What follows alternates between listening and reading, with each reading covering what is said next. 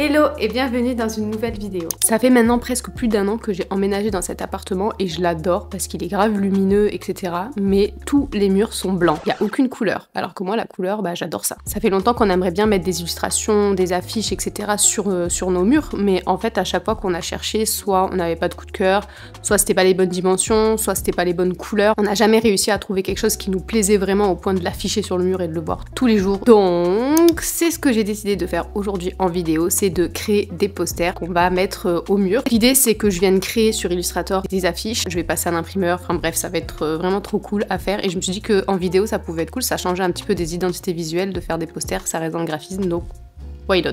Alors la première étape ça va être de me décider sur la taille que je vais donner au poster. Ensuite il va falloir créer le poster, on est là pour ça. Je vais utiliser la suite Adobe avec Illustrator pour faire le visuel et Photoshop si j'ai besoin d'ajouter des effets, de rajouter des écritures un peu texturées, etc.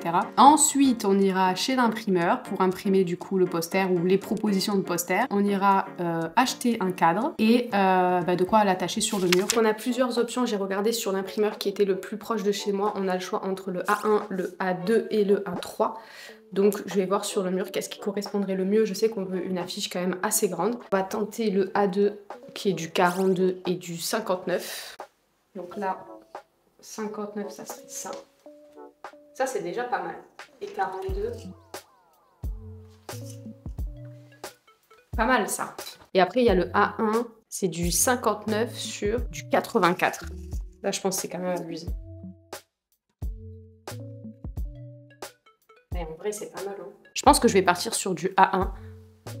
Mais j'ai un peu peur que ce soit grand, donc entre le A1 et le A2, j'hésite.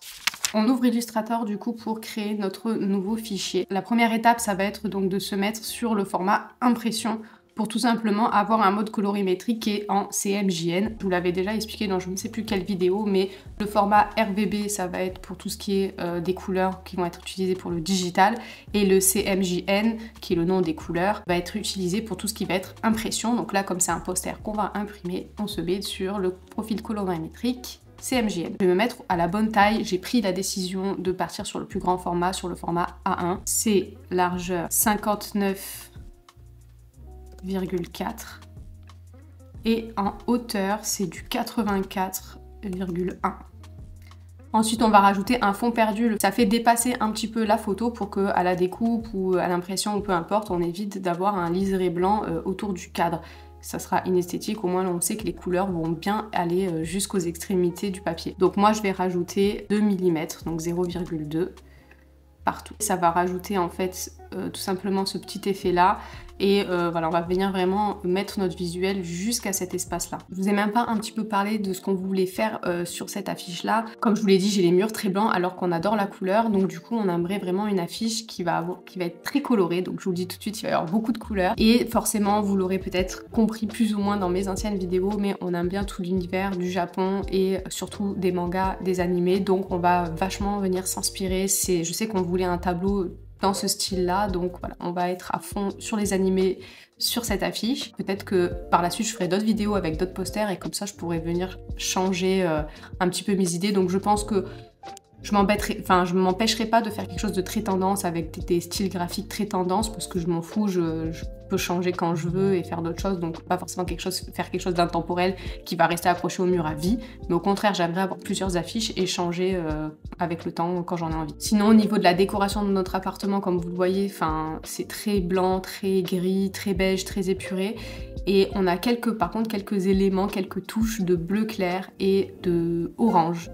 On a un peu de vert aussi, un peu de kaki vert. Donc vous voyez, l'affiche, elle va être vraiment juste ici sur ce mur. Donc quand je vais filmer mes vidéos, potentiellement, on pourra le voir en fond. Sinon, pour vous montrer un petit peu mes inspirations pour que ça aille plus vite et que je perde moins de temps à vous expliquer un peu mon inspiration, je me suis fait un gros tableau sur Pinterest dans lequel j'ai mis plein d'inspirations. L'idée que j'avais, c'était un petit peu comme ça, de partir sur des petites scènes. J'aimerais bien mettre des scènes de nos animés préférés, surtout nos scènes préférées parmi nos animés préférés. Et par-dessus, pourquoi pas rajouter des effets un peu de texte, comme ça un peu texturé, peut-être qu'on ira faire sur Photoshop. On passe du coup tout de suite à la création du poster. Comme on est restreint par le temps dans cette vidéo, je vais me concentrer sur un seul poster et une seule thématique, et donc j'ai choisi Naruto. C'est le premier animé qu'on a regardé avec mon mari, et depuis on a dû en voir une cinquantaine, voire même plus, et je sais pas si c'est la nostalgie ou quoi, mais ça reste mon numéro 1 dans mon cœur, donc pour mon premier poster, je vais partir sur mon premier animé, Naruto. Avant de me lancer sur la suite Adobe, je vais commencer par faire un petit croquis très rapide à la main sur ma tablette avec Procreate, pour commencer un peu à positionner, organiser mes idées, etc. Avec une vue d'ensemble de ce à quoi va ressembler le poster. Et comme je vous l'ai montré sur mon tableau d'inspiration tout à l'heure sur Pinterest, j'aimerais reprendre des scènes un peu mythiques de l'animé et qu'ensemble, mis les unes à côté des autres, on forme en fait la silhouette. Et donc je me suis dit pourquoi pas la silhouette du perso principal de l'animé, donc Naruto. Voilà, on est bon pour le croquis, je pense que j'ai toutes mes idées bien en place, on peut passer à la conception du poster, on se retrouve donc sur Illustrator pour commencer la mise en page. Alors le bleu, ça doit être une couleur assez présente sur le poster et j'avais envie un petit peu de texturer le fond. Alors je vais partir sur un fond de ciel nuageux et un petit peu jouer sur la transparence. Ensuite, j'avais en tête de détourer la silhouette du visage de Naruto avec mon outil crayon. Et puis de venir la diviser en plusieurs zones avec mon outil gomme.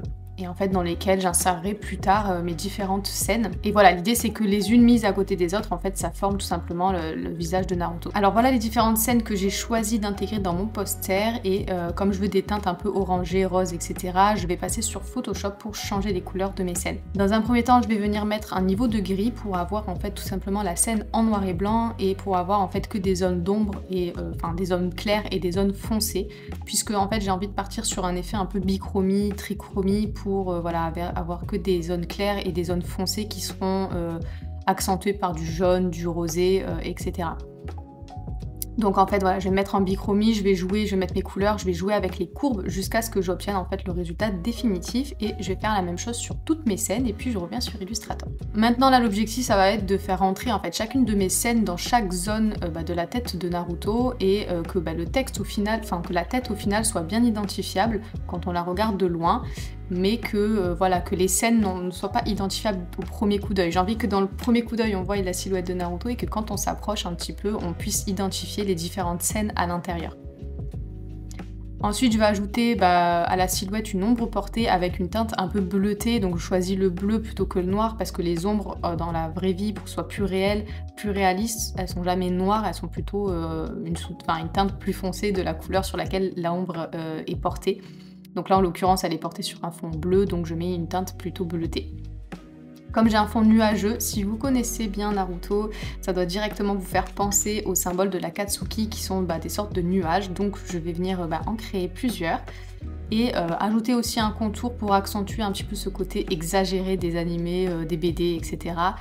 Et puis je vais venir jouer sur la taille et la superposition avec ma tête sur mon poster pour ajouter un petit peu de profondeur à mon affiche. Comme vous l'avez vu sur mon croquis, j'avais envie en fait sur ma tête d'écrire le mot Naruto, et dans ma déco, juste à côté de l'endroit d'ailleurs où je vais mettre le poster, j'ai des éléments de déco qui sont chromés comme cette lampe connue d'Ikea. D'ailleurs le chromé c'est un élément d'inspiration que j'avais mis dans mon tableau Pinterest, donc je pense que partir sur ça sera très harmonieux, le chromé avec le bleu du ciel en fond. Je vais venir écrire du coup Naruto, et puis j'avais sélectionné 3 typographies différentes. Donc la première typographie que j'ai sélectionnée c'était Japan Rich, la deuxième c'est Mestizos, et la troisième typographie que j'ai sélectionnée c'était The Last Shuriken. Des typographies que j'ai choisies d'ailleurs sur Dafont, et je voulais vraiment ce côté entre le graffiti, le tag et l'espèce de calligraphie japonaise. Je vais mettre tout ça en gris pour avoir simulé un peu l'effet chromé et pouvoir déjà me positionner en fait sur une typo. Ok, et la troisième... Bon, je pense que je vais partir sur la deuxième puisque c'est celle franchement qui se rapproche le plus du graphe. Et donc voilà, on peut se retrouver sur Photoshop pour vous montrer le tuto sur l'effet chromé. Alors sur Photoshop, je vais venir donc écrire Naruto en blanc. Hop.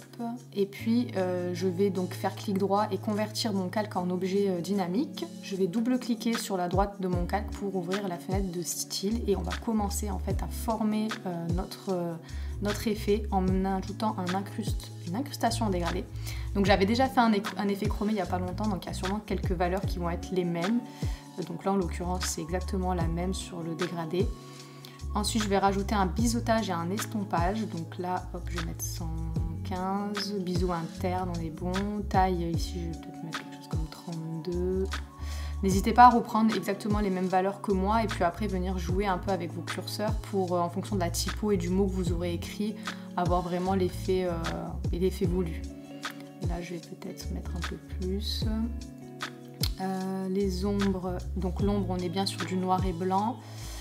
En superposition et en produit pour les tons foncés, je vais mettre 54 et là je vais mettre plutôt 93.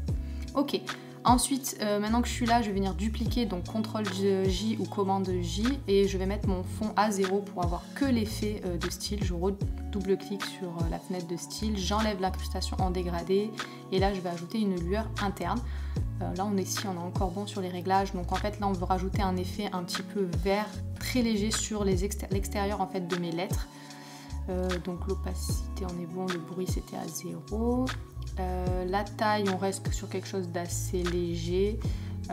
Pareil pour l'étendue, faut que ce soit beaucoup plus... Non, remarque l'étendue on peut la faire un petit peu plus grande, 73 c'est bien, et la variation on reste très léger. Ok, j'enregistre et je reduplique encore mon calque, je reviens sur la fenêtre de style, j'enlève cette fois-ci la lueur interne et on va venir modifier le biseautage en l'accentuant beaucoup plus. Là, l'effet qu'on va avoir, c'est vraiment un effet bombé. Donc ouais, je vais vachement ajouter la profondeur. Je pense 240, on peut y aller. La taille aussi. Le flou, on peut le descendre un petit peu. Et là, l'opacité, tac... Là ça me paraît pas mal, donc il n'y a pas de recette miracle, je fais varier mes curseurs jusqu'à obtenir le résultat que je veux. Ensuite je vais ouvrir ma courbe de dégradé et en fait là donc, je double-clique sur mon dégradé et je vais venir en fait là vraiment créer mon effet chromé. Donc l'effet chromé c'est un effet entre le blanc, un dégradé de blanc, de bleuté, vert et ensuite les couleurs que vous avez sur votre image, donc moi en l'occurrence des teintes assez orangées, rouge, rosé. Voilà donc à peu près le dégradé que j'ai créé. J'enregistre et je viens redupliquer mon dernier calque que j'ai créé. Et là, cette fois-ci, on va ajouter un contour pour accentuer encore un petit peu plus. Donc, j'ouvre ma fenêtre de style, j'ajoute un contour. Et là, vous allez soit faire varier l'étendue, soit venir choisir la forme de contour que vous voulez mettre. Donc là, moi, laquelle je vais mettre? En vrai, je pense que je vais rester sur la première. C'est ce qui me paraissait mieux. Peut-être celle-là. Non, je vais rester sur la première et je vais juste jouer sur mon curseur, je pense que je vais le mettre à fond. Voilà, on enregistre en PNG et on se retrouve sur Illustrator pour finir le poster. Donc je viens ajouter mon Naruto chromé et je vais rajouter en fait pour accentuer cet effet chromé, cet effet brillant, je vais rajouter des petites étoiles un peu par-ci par-là et jouer sur la taille des étoiles pour voilà, vraiment rajouter un halo de lumière en fait. Ensuite sur mon croquis que je vous ai montré tout à l'heure, je voulais écrire une citation de l'anime, du manga. Et en fait j'ai envie de choisir une typo vraiment très calligraphie japonaise pour qu'en fait elle soit vraiment pas lisible. Moi comme je connais la citation j'arrive à la lire, mais en vrai si on connaît pas on sait pas ce que ça veut dire, on n'arrive pas à la lire et c'est vraiment l'effet que je voulais rechercher. Donc ouais, je vais ajouter ça pour ajouter encore un petit peu de texture à mon dessin, remplir un peu les espaces et je vais choisir une couleur un peu fuchsia que je retrouve sur mon dessin pour rester, enfin sur mon poster, pour rester un peu harmonieux. Et en bas à droite, toujours pour remplir un peu l'espace et pour faire une grosse dédicace au mangaka qui a réalisé ce petit chef-d'œuvre, je vais du coup mettre son nom et rajouter voilà, vraiment un effet de contour pour un côté un peu urbain. Je trouve que ça ressemble grave à un disque d'or, ça me fait trop ouais, un disque d'or, un disque de platine. Voilà, je fais un peu de mise en page, j'ajoute mon tag pour voilà, quand même petite signature hein, que j'ai créé ce petit tableau. Je vais le mettre en blanc et je vais le cacher un petit peu sur un fond très clair pour pas que ce soit trop lisible non plus. Studio Yuna, hop, comme ça je pense que c'est pas mal. Et voilà, on n'a plus qu'à passer chez l'imprimeur, imprimer tout ça et tester sur le mur, voir ce que ça donne.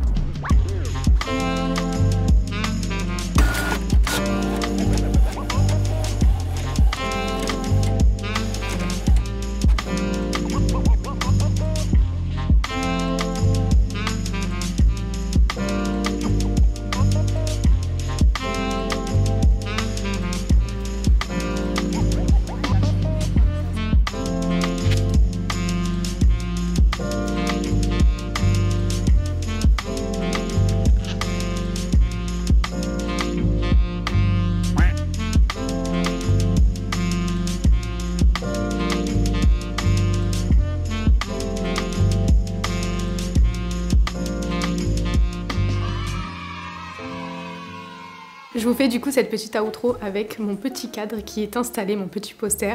Franchement, dites-moi en commentaire si le poster vous plaît. Je sais qu'il est dans une niche un petit peu particulière. Peut-être que dans le futur, on fera des posters sur des thématiques qui sont un peu moins nichées que Naruto et que les mangas. Je sais que ça plaît pas à tout le monde. En tout cas, je trouve que la mission est plutôt accomplie sur la thématique des couleurs.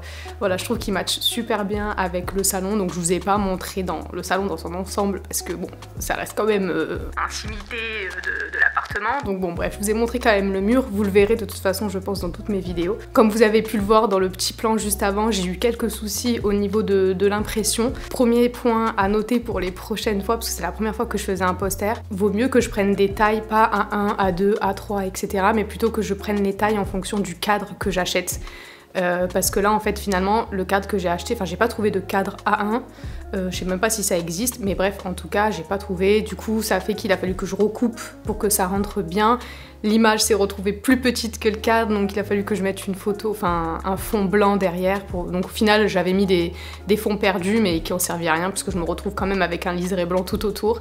Et puis aussi à noter que du coup quand je fais l'impression, quand je vais faire imprimer chez l'imprimeur, je fais moi-même la découpe, en tout cas à l'imprimeur où je suis allée, c'est moi-même qui faisais la découpe, donc du coup en vrai je pense qu'il faut que je parte sur du A1 et que je mette mes traits de coupe que j'ai pas mis là, je sais pas pourquoi, bref la prochaine fois je mettrai mes traits de coupe exactement là où je veux avoir le résultat final. Et puis maintenant que j'ai mon cadre en fait, du coup je vais tout le temps avoir les bonnes dimensions, donc voilà. En tout cas j'adore le résultat final, j'espère que cette vidéo vous aura plu parce que ça change un petit peu de d'habitude. Dites-moi si ça vous intéresse, voilà, des vidéos, même donnez-moi des thématiques de vidéos comme ça qui sont autour du graphisme sans forcément être sur les logos, les identités visuelles, etc. Et j'ai loupé quelques vidéos ces dernières semaines, je me rattrape, ça y est, à partir d'aujourd'hui on reprend le rythme, j'ai été malade donc je m'en excuse, il fallait que je me repose, mais ça va mieux, donc du coup on va reprendre le rythme habituel, une vidéo le jeudi, mercredi et une vidéo le dimanche, un peu plus vlog, un peu plus chill. Voilà, du coup on se dit à dimanche. Bye!